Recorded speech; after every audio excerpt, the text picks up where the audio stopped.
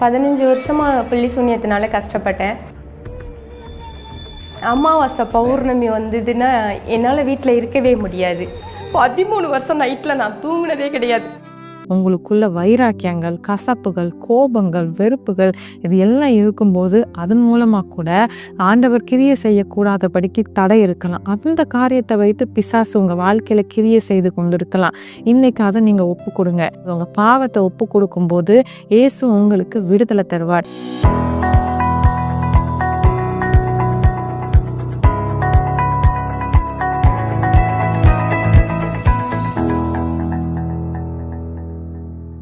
கிறிஸ்துவுக்குள் பிரியமானவர்களே, அருமை இரட்சகர் இயேசு கிறிஸ்துவின் இனிதான நாமத்தில் உங்கள் அற்புதத்தின் இரவு நிகழ்ச்சிக்கு உங்களை அன்போடு வாழ்த்தி வரவேற்கிறோம். எதற்காக இந்த நிகழ்ச்சி, எதற்காக இத்தனை முயற்சி, அப்படி என்ன அற்புதத்தின் அவசியம், இது எல்லாமே உண்மைதானா? இந்த நிகழ்ச்சியில் கூறப்படுபவைகள், காண்பிக்கப்படுகிற காட்சி எல்லாமே உண்மைதானா என்ற ஒரு கேள்வியோடு இந்த நிகழ்ச்சி நீங்கள் பார்த்து கொண்டிருக்கிறீர்களா? நீங்கள் யாராக இருந்தாலும் சரி, இன்றைக்கு இரவு உங்களுக்கு அற்புதத்தின் இரவு என்பதனை மறந்து விடாதீங்க. இப்பொழுது உங்கள் விசுவாசத்தை ஊக்கப்படுத்தும் விதமாக ஒரு அற்புத சாட்சி நம்ம கேட்க போகிறோம். தூக்கம்னா என்னன்னே தெரியாம குடும்பத்தோடு மிகவும் கஷ்டப்பட்டு சந்தோஷத்தையும் நிம்மதியும் தொலைத்த ஒரு சகோதரி எப்படி தன்னுடைய வாழ்க்கையில மாற்றத்தை உணர்ந்தாங்க, இழந்து போன சந்தோஷத்தையும் சமாதானத்தையும் எப்படி பெற்றுக்கொண்டாங்க அப்படிங்கிறத பகிர்ந்து கொள்ள போகிறாங்க. உங்க விசுவாசத்தை ஊக்கப்படுத்த இப்ப நம்ம அந்த சாட்சியை கேட்கலாமா?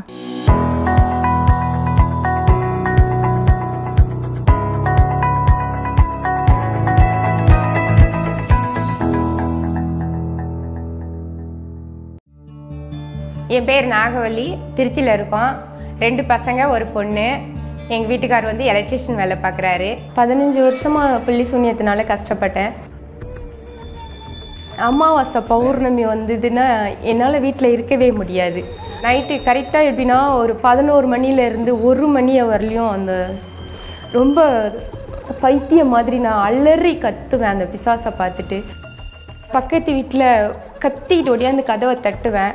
ஃபஸ்ட் டைமும் வந்தப்போ ரொம்ப பயந்தாங்க, பைத்தியம் பிடிச்சிருச்சு போல், நல்லா இருந்தவங்க இப்படி ஒடியாந்து நேரத்தில் தட்டுறாங்க, ரொம்ப என்னை பார்த்து பயந்தாங்க அந்த குடும்பமே. தானாக பேசிட்டு சிரிச்சுக்குவேன். எப்போ நான் பேசுகிறேன், எப்போ சிரிக்கிறேன்னு எனக்கே தெரியாது.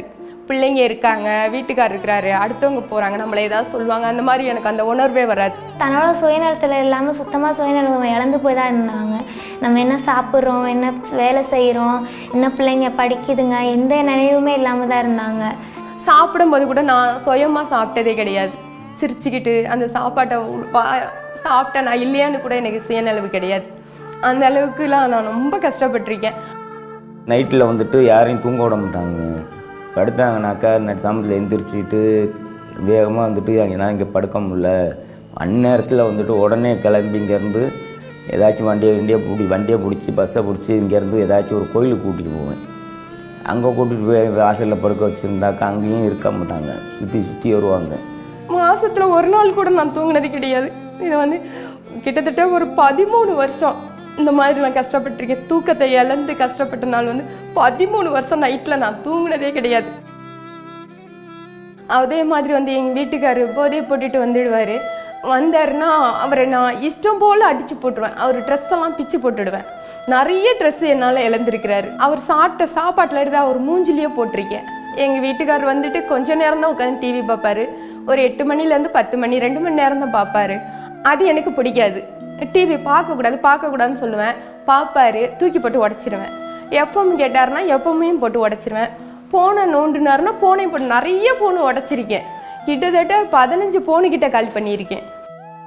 கோவப்படக்கூடாதுன்னு தான் நினைப்பேன், எதையும் உடைக்கக்கூடாதுன்னு நினைப்பேன். ஆனால் என்னையும் மீறி அதை உடைச்சிடுவேன். அந்த கோபம் வரும்போது கண்ட்ரோல் பண்ணவே முடியாது. அது என்ன செய்ய தோணுதோ அதை அப்படியே செஞ்சுருவேன். 6 மாதமாக ஆஸ்பத்திரியில் போய் பார்த்து மாத்திரை எடுத்துக்கிட்டேன். மாத்திரை எடுத்தும் எந்த ஒரு பிரச்சனையும் சால்வ் ஆகலை.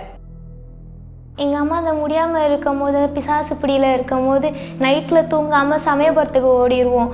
மாதத்துக்கு நிறைய வாட்டி ஓடிடுவோம். அங்கே போய் அங்கே படுக்க கூட இடம் இருக்காமல் அந்த ரோட்டு ஓரத்தில் அந்த சாக்கடை போட்டிருப்பாங்க, அந்த பாதாள சாக்கடை மாதிரி, அதுக்கு மேலே அந்த பிச்சைக்காரங்க படுத்திருப்பாங்க. அவங்க பக்கத்துலேயே போய் நாங்களும் படுத்துக்குவோம். இந்த மாதிரி நிறைய ராத்திரியெல்லாம் வந்துட்டு இந்த மாதிரி படுத்துருக்குறோம். மாதத்தில் ஒரு 10 நாள் 5 நாள் தான் இந்த மாதிரி வீட்டில் இருக்கும். மற்ற நாள் எல்லாமே வந்துட்டு பார்த்தோம்னா கோயிலுங்களுக்கு தான் கூட்டி போயிடுவேன். பாவம் எங்கள் வீட்டுக்காரரும் என்னை வச்சுட்டு ரொம்ப கஷ்டப்படுறாரு. வட்டிக்கு வாங்கி அவரால் முடிஞ்சதை பெரட்டி நகை நட்டுலாம் அடை வச்சு பாத்திரத்தை கூட அடை வச்சுட்டு போயிருக்கோம். கிட்டத்தட்ட ஒரு 5-6 லட்ச ரூபா வரலையே அழிச்சிருக்கோம். இப்படி ஒரு கஷ்டமான சூழ்நிலையில் 2024 செப்டம்பர் மாதம் 28ஆம் தேதி திறப்பின் வாசல் செபத்துக்கு வந்திருந்தோம்.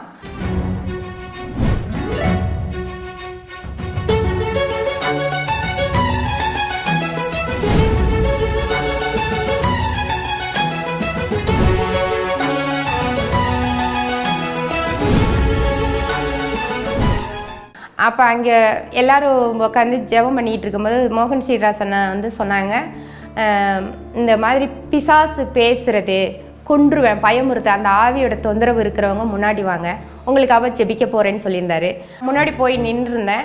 அப்போ வந்துட்டு அவர் பாரத்தோடு ஜெபம் பண்ணும்போது சொன்னார், கண்ட்ரோல் பண்ணிக்காம ஃப்ரீயாக அதை விட்டுடுங்க, மனசை கண்ட்ரோல் பண்ணிங்கன்னா அது வெளியேறாது அப்படின்னு சொன்னார். அப்போ வந்து நாமளும் வந்துட்டு அதுக்கு விட்டு கொடுக்கணும்னு சொல்லிட்டு, சரி ஆண்டவரே ஏசப்பா நான் உங்களை முழுமையாக நம்புகிறேன், ஐயா சொல்கிற பேச்சுக்கு நான் என்னை விட்டு கொடுக்குறேன் அப்படின்னு சொல்லிட்டு என்னை கண்ட்ரோல் பண்ணிக்காமல் பிசாசு சேட்டைக்கு விட்டுட்டேன். அப்போ வந்துட்டு ரொம்ப அலக்கடிச்சது, வேகமாக கத்துனேன். அந்த சவுண்டு வந்து இதுவரையிலையும் நான் அந்த மாதிரி கத்துனதே கிடையாது. அவ்வளோ வேகமாக அது கத்திட்டு, நான் உன்னை கொன்றுவேன், விட மாட்டேன், உன்னை கொல்லாமல் நான் இந்த இடத்த விட்டு போக மாட்டேன், உன்னையை விட்டு நான் போக மாட்டேன் அப்படின்னு சொல்லிட்டு கத்துனுச்சு.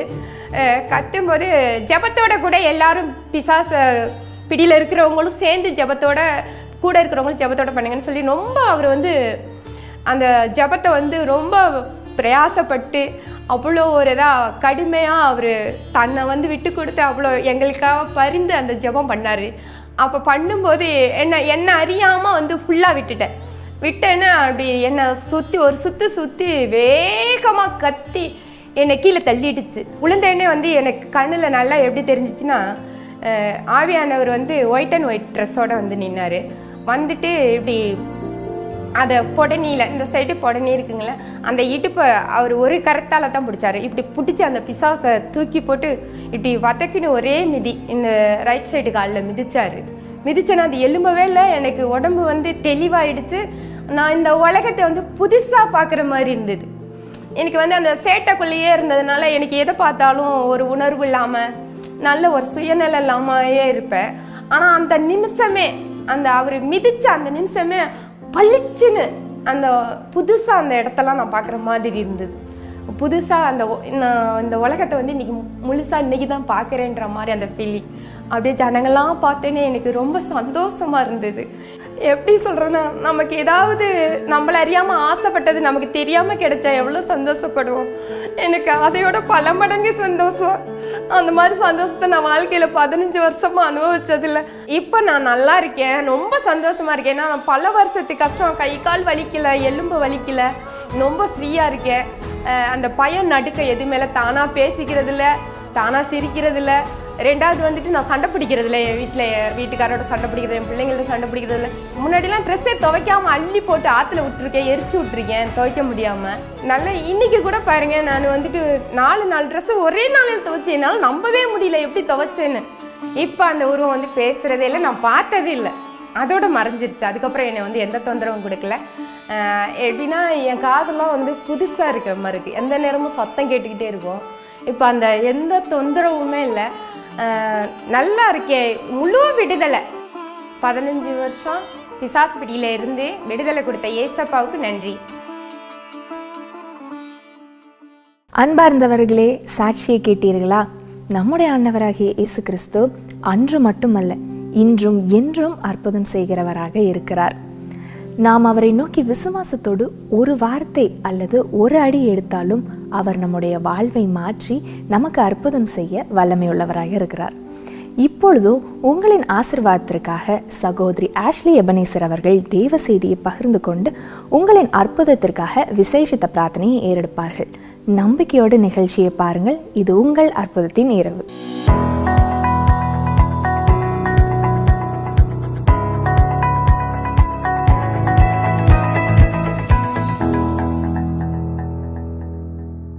பிரியமானவர்களே, இயேசு கிறிஸ்துவின் இனிதான நாமத்தில் உங்களுக்கு எங்களுடைய அன்பின் வாழ்த்துக்கள். இப்போ ஒரு சாட்சியை பார்த்தோம். சகோதரி நாகவல்லி திருச்சியை சார்ந்தவங்க. அவங்க சாட்சியை சொல்லும்போது ஒரு சம்பவம் வேதாகமத்தில் நினைவுக்கு வந்தது. அந்த சம்பவம் 1 சாமுவேல் 16ஆம் அதிகாரத்தில் இருக்கு. அதற்கு முன்னாடி ஒரு விஷயம் நம்ம தெரிஞ்சுக்கணும். என்ன அப்படின்னா, இந்த உலகத்தில் நம்ம வாழ்ந்துட்டு இருக்கோம். நம்ம எந்த அளவுக்கு நம்ம இந்த ஜெபிக்கிறோமோ, நம்ம வேதம் வாசிக்கிறோமோ, நமக்கு எந்த அளவுக்கு நம்ம வாழ்க்கையில் இயேசுவுக்கு இடம் கொடுக்குறோமோ அந்த அளவுக்கு நம்ம பாதுகாப்பாக இருக்கோம்.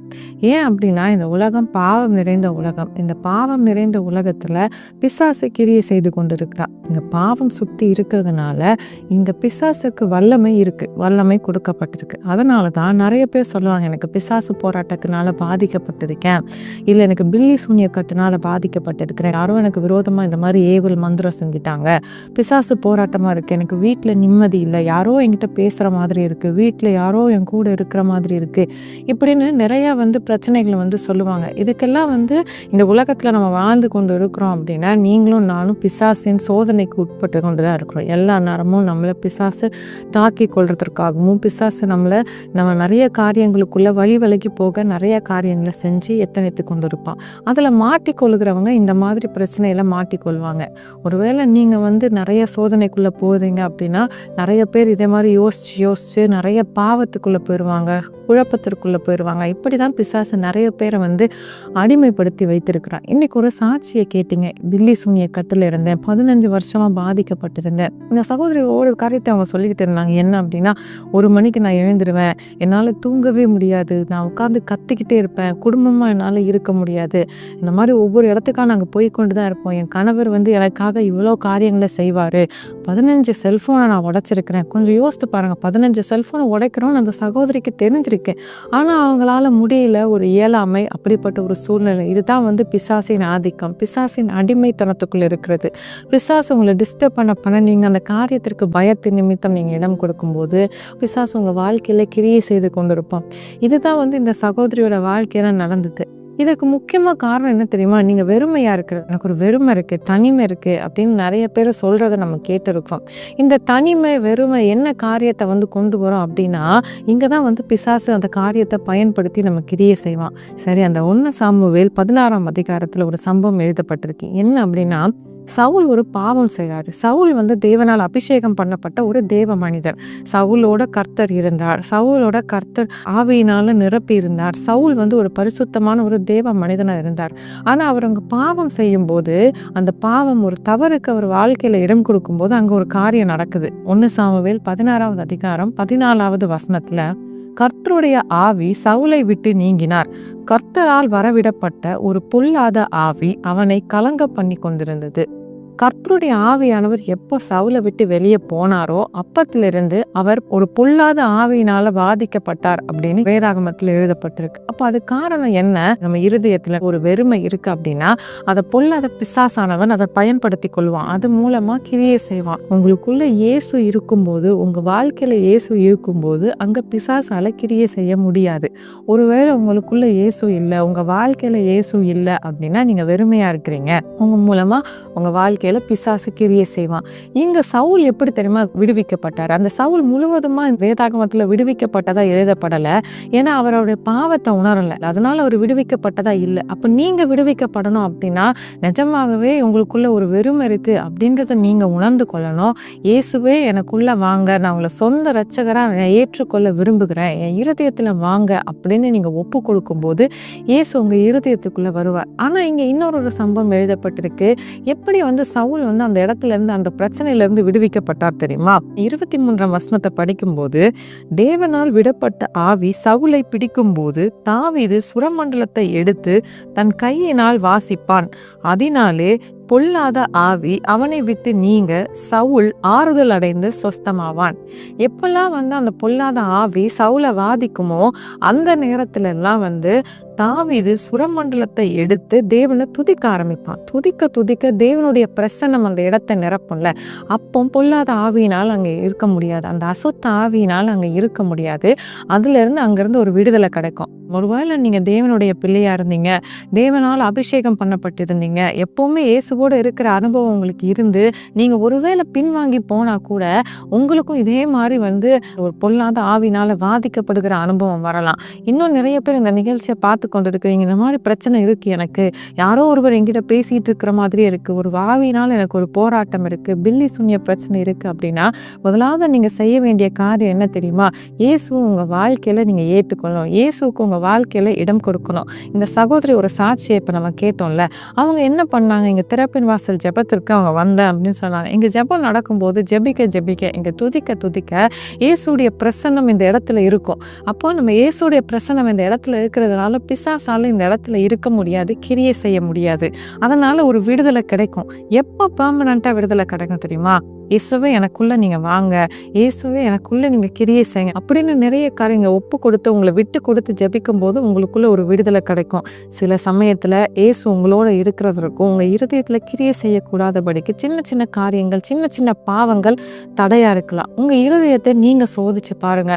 உங்களுக்குள்ள வைராக்கியங்கள், கசப்புகள், கோபங்கள், வெறுப்புகள் இது எல்லாம் இருக்கும்போது அதன் மூலமா கூட ஆண்டவர் கிரியை செய்யக்கூடாதபடிக்கு தடை இருக்கலாம். அந்த காரியத்தை வைத்து பிசாசு உங்க வாழ்க்கையில கிரியை செய்து கொண்டு இருக்கலாம். இன்னைக்கு அதை நீங்க ஒப்பு கொடுங்க. உங்க பாவத்தை ஒப்பு கொடுக்கும் போது இயேசு உங்களுக்கு விடுதலை தருவார்.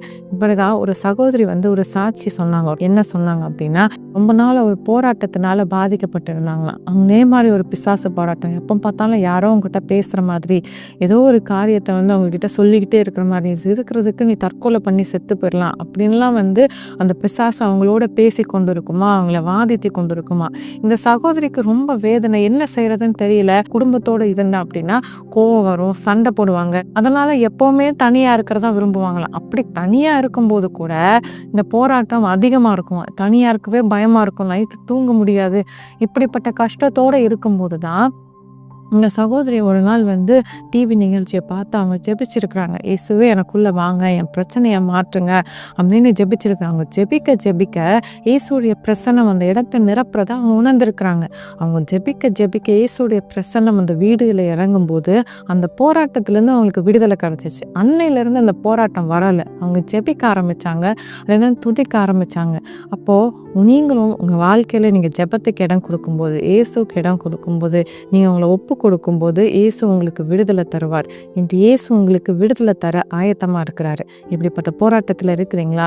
இப்போ நம்ம கொஞ்ச நேரம் நம்ம ஜெபிக்க போகிறோம். நீங்கள் என்ன போராட்டத்தில் இருந்தாலும் இயேசு கிட்ட சொல்லுங்கள், இயேசுவே எனக்கு இந்த போராட்டம் இருக்குது. நீங்கள் இந்த நிகழ்ச்சியை பார்த்து கொண்டு இருக்கிறீங்கல்ல, இயேசுவோட கொஞ்சம் நேரம் பேசுங்களேன். இயேசுவே எனக்கு இப்படி தவறான எண்ணங்கள் தோன்றிக்கொண்டே இருக்குது, எனக்கு தேவையில்லாமல் நான் குழம்பி கொண்டு இருக்கிறேன், யாரோ என் கூட பேசுகிற மாதிரி இருக்குது, எனக்கு தற்கொலை பண்ணிக்கோன்னு யாரோ சொல்கிற மாதிரியே இருக்குது, நான் பில்லி சூனிய கட்டுனால பாதிக்கப்பட்டு இருக்கிறேன். என்ன நீங்கள் சொல்லுங்கள், உங்கள் பிரச்சனை என்னவோ அதை இயேசு கிட்ட சொல்லுங்கள். இயேசு இன்று உங்களுக்கு விடுதலை தர விரும்புகிறார். உங்கள் வாழ்க்கையில் அற்புதம் நடக்க போகிறது. தகப்பனே, அப்பா, ஒவ்வொருவரும் எனக்கு விடுதலை தாங்க, என் வாழ்க்கையில் ஒரு நன்மை செய்யுங்க, எனக்கும் ஒரு அற்புதம் செய்யுங்கன்னு ஜெபிக்கிறாங்கப்பா.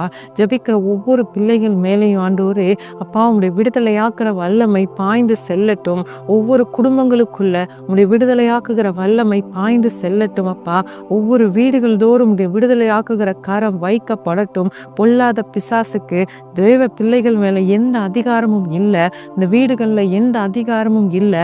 தற்கொலை எண்ணங்கள் இயேசுவின் நாமத்தினால மறைவதாக, பொல்லாத பிசாசினுடைய கிரியைகள் இயேசுவின் நாமத்தினால விலகுவதாக, பில்லி சூனிய கட்டுகள் இயேசுவின் நாமத்தினால மறையட்டும் ஆண்டவரே.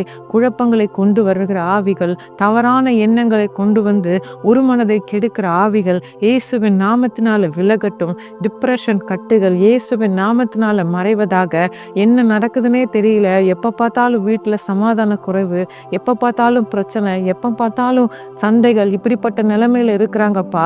சமாதானத்தை இழந்து போய் இருக்கிறாங்கப்பா. இந்த பிள்ளைகளுக்காக நாங்கள் விசேஷமாக ஜெபிக்கிறோம் ஆண்டவரே. ஜெபிக்கிற ஆண்டவரே, இந்த பிள்ளைகளுக்கு ஒரு விடுதலை உண்டாகட்டும் ஆண்டவரே. பில்லி சூனிய கட்டுகளிலிருந்து விடுதலை உண்டாகட்டும். எவ்வளவோ பிரயாசப்பட்டும் ஒரு முடிவும் வரலையேன்னு வேதனையோடு இருக்கிறாங்கப்பா. யார் எனக்கு விடுதலை தருவான்னு கேட்குறாங்க. இயேசுவின் நாமத்தினால ஒரு அற்புத விடுதலை இந்த பிள்ளைகளுக்கு உண்டாகட்டும். பார்க்கிற ஒவ்வொரு பிள்ளைகள் மேலேயும் உடைய கரம் வைக்கப்படட்டும். உங்களுக்குள்ள ஆண்டவரை சொல்லக்கூடாதபடிக்கு சின்ன சின்ன தவறுகள் இருந்தாலும், பாவங்கள் இருந்தாலும் அதை ஒப்பு கொடுத்து ஜெபிக்கும் போது, இயேசுவே நீங்கள் அந்த காரியத்தை மன்னிங்க ஆண்டவரே. பரிசுத்த ஆவியானவரை நீங்க இருதயத்தில் கிரியை செய்யுங்க.